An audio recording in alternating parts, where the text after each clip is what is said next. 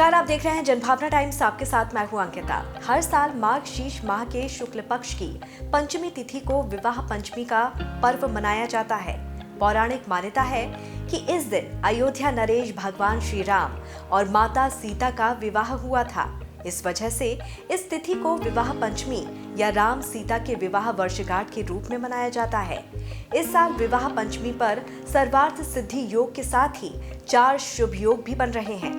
हालांकि ये दिन शादी विवाह जैसे मांगलिक कार्यों के लिए शुभ नहीं माना जाता है। दरअसल इसके पीछे मान्यता ये है कि भगवान राम से विवाह के पश्चात माता सीता को वनवास जाना पड़ा था, इसीलिए यह इस दिन मांगलिक कार्य नहीं किए जाते।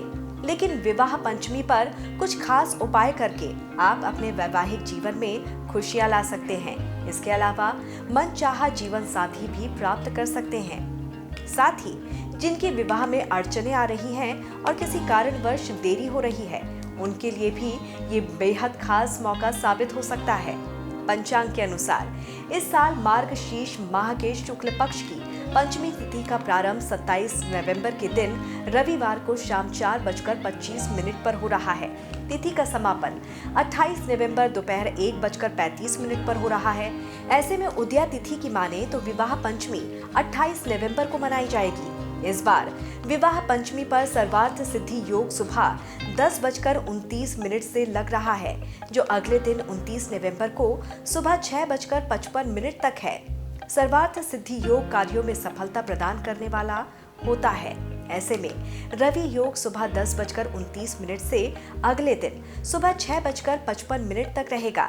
रवि योग में सूर्य का प्रभाव होता है, जो अमंगल को दूर करता है।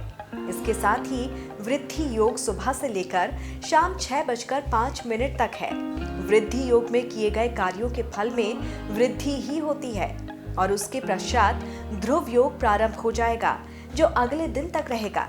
विवाह पंचमी पर बने सभी योग मांगलिक कार्यों के लिए शुभ माने जाते हैं। इस दिन को भगवान राम और माता सीता के विवाह की वर्षगांठ के तौर पर मनाया जाता है। विवाह पंचमी के मौके पर भगवान श्री राम और माता सीता का पूजन किया जाता है। रामचरितमानस का पाठ किया जाता है। विवाह पंचमी के मौके पर कुछ खास उपाय करके आप दाम्पत्य जीवन में खुशहाली ला सकते हैं।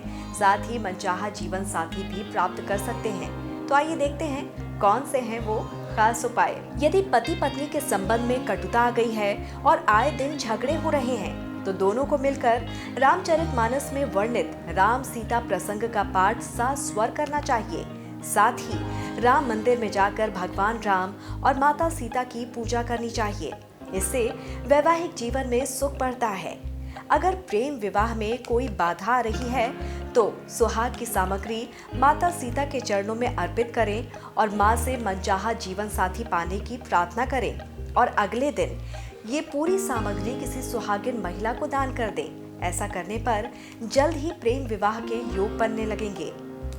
अगर किसी वजह से लड़के या लड़की के विवाह में अड़चन आ रही है, विवाह में रुकावटें आ रही हैं, तो शीघ्र विवाह के लिए ये उपाय अत्यंत उपयोगी साबित होगा। इस दिन किसी धाम या मंदिर में जाकर भगवान राम और जानकी का विवाह करवाएं। साथ ही किसी गरीब कन्या के विवाह में मदद करने का संकल्प लें। इससे विवाह में आ रही बाधाएं दूर होंगी और शीघ्र ही विवाह हो जाएगा। इस पर आपकी क्या राय है, जरूर हमें बताइए। जुड़े रहिए जनभावना टाइम्स के साथ। नमस्कार।